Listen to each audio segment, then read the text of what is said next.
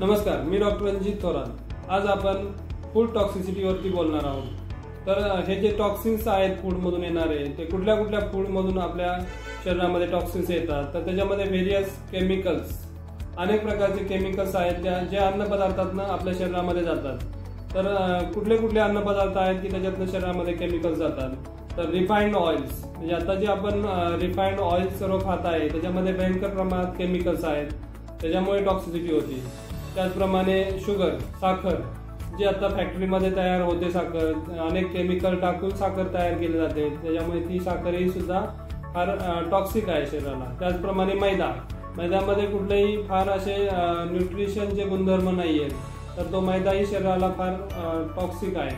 त्याचप्रमाणे पांढरा सोडा, जो सोडा असतो तो सुद्धा शरीराला टॉक्सिक आहे, म्हणजे विषारी आहे। हे सगळे विषारी द्रव्य आहेत, त्याच्यामध्ये ऑइल आहे, साखर आहे, सोडा आहे, मैदा आहे आणि मीठ, जे मीठ आपण वापरतो ते मीठ सुद्धा शरीराला टॉक्सिक आहे।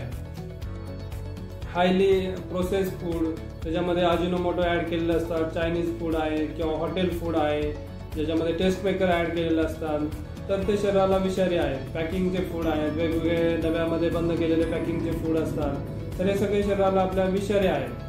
अजून काय आहे की जे शरीरामध्ये आपण हे सगळ्या गोष्टी अवॉइड केल्या तरी एक गोष्ट निश्चित प्रकारे राहती, ती म्हणजे अल्युमिनियमची भांडी, अल्युमिनियम व्हेसल्स। तर अल्युमिनियम हे सुद्धा शरीराला फार मोठ्या प्रमाणात टॉक्सिक आहे आणि टॉक्सिन्स, डायबिटीस सारखे आजार अल्युमिनियमच्या भांड्यामुळे निर्माण होतात। तर हे सगळे घटक आपल्या शरीराला टॉक्सिक आहेत। तर हे टॉक्सिन्स अवॉइड करण्यासाठी किंवा आपल्याला टॉक्सिसिटी शरीराची कमी करण्यासाठी काय करता येईल? एक म्हणजे आपल्याला पहिल्यांदा हे प्रोसेस फूड किंवा इतर प्रकारचे जे केमिकल्स आहेत ते अवॉइड करण्यासाठी नॅचरल फूड आपल्याला घेतलं पाहिजे। नैसर्गिक पद्धतीने अन्नपदार्थ आपल्याला शरीरामध्ये गेलं पाहिजे। अनप्रोसेस म्हणजे कच्चे अन्नपदार्थ असतील किंवा नैसर्गिक पद्धतीने तयार केलेले, नैसर्गिक शेतीमधून आलेले अन्नपदार्थ आपल्या शरीरामध्ये, पोटामध्ये गेले पाहिजेत असं मला वाटतं। मग कच्चे अन्नपदार्थ असतील। दुसरं म्हणजे रिफाइंड ऑइल आहे। रिफाइंड ऑइलला काय ऑप्शन आहे, त्याला काय अल्टरनेटिव्ह आहे, काय रिप्लेसमेंट आहे? तर त्याला आपण कच्च्या घाण्याचं तेल आपण वापरू शकतो।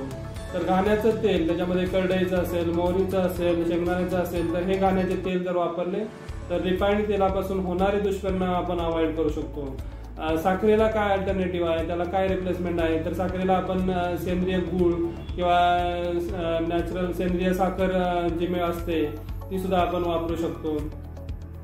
त्याचप्रमाणे संदोय मीठ, मिठाला काय रिप्लेसमेंट आहे? तर संदोय मीठ।